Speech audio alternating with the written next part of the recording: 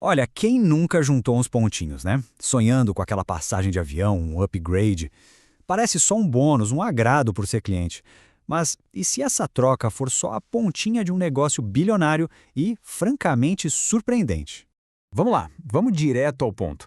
A pergunta parece boba, não é? A resposta parece óbvia. De um lado, a gente tem os aviões, os pilotos, toda a estrutura. Do outro, são os pontos virtuais. Mas a realidade do valor, ela é bem diferente. Dá uma olhada nesse caso aqui. Em um certo momento, a Air Canada, a empresa que de fato tem os aviões e voa, valia 2 bilhões de dólares. Já o seu programa de fidelidade, o Aeroplan, que é basicamente pontos e dados, foi avaliado em 5 bilhões. Como assim? Para a gente entender essa loucura, a gente tem que voltar lá no comecinho de tudo. Para entender essa lógica, a gente precisa viajar no tempo, lá para a época em que as companhias aéreas tinham um desafio bem básico, mas enorme. Pensa só, antes desses programas, as empresas aéreas não sabiam quase nada. Elas vendiam as passagens, viam os assentos sendo ocupados, mas os passageiros eram, na prática, anônimos. Não tinha como saber quem voava sempre e, claro, como recompensar essa pessoa. E aí veio a grande sacada: o programa de milhagem. Pela primeira vez, cada passageiro podia ter um número, uma identidade. E de repente as companhias podiam ver padrões, entender quem eram os melhores clientes e, o mais importante, dar um bom motivo para eles voltarem.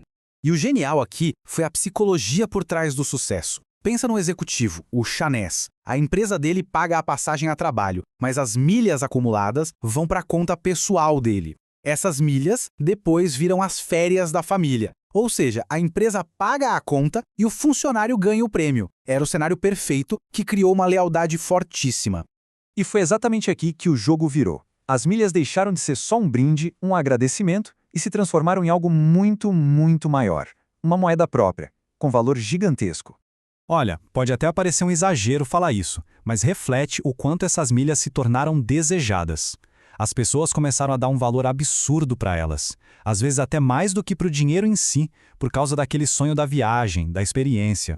E só para ter uma ideia do tamanho disso, pensa nesse número. As milhas de uma única companhia, a Delta, chegam a movimentar cerca de 1% de toda a economia dos Estados Unidos. Isso é um poder de influência gigantesco no consumo de muita gente.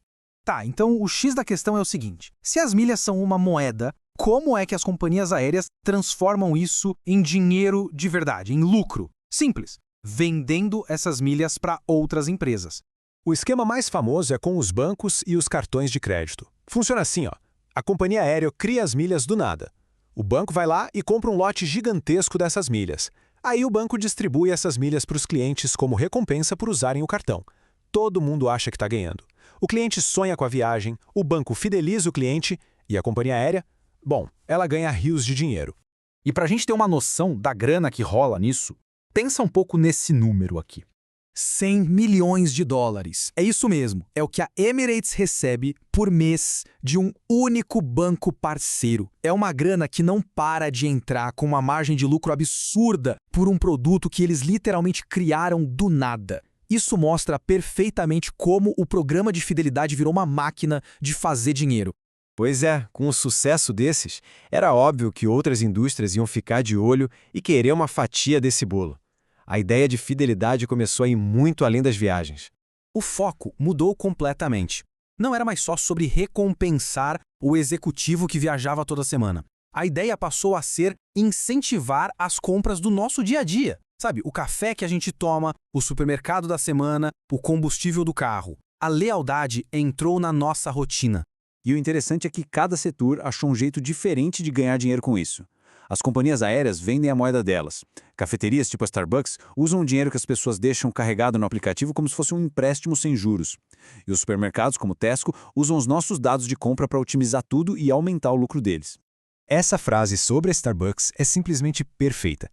A quantidade de dinheiro que fica parada nos aplicativos e cartões da empresa, que os clientes já pagaram, mas ainda não usaram, é gigantesca.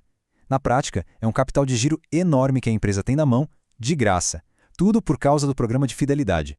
Então, amarrando tudo isso, fica muito claro que esses programas evoluíram, e muito. Eles deixaram de ser uma simples ferramenta de marketing para se tornarem máquinas financeiras super sofisticadas. E é aqui que a gente volta para aquela pergunta lá do começo. Gráficos como este aqui, em que o valor da companhia aérea parece pequeno perto do valor do programa de fidelidade, se tornaram comuns. Às vezes o acessório vira um negócio principal. No final das contas, a real é a seguinte: o jogo da lealdade hoje é muito menos sobre recompensas e muito mais sobre finanças. Os ativos mais valiosos não são mais os aviões no pátio, mas sim os dados num servidor e o desejo por essa moeda que a própria empresa inventou.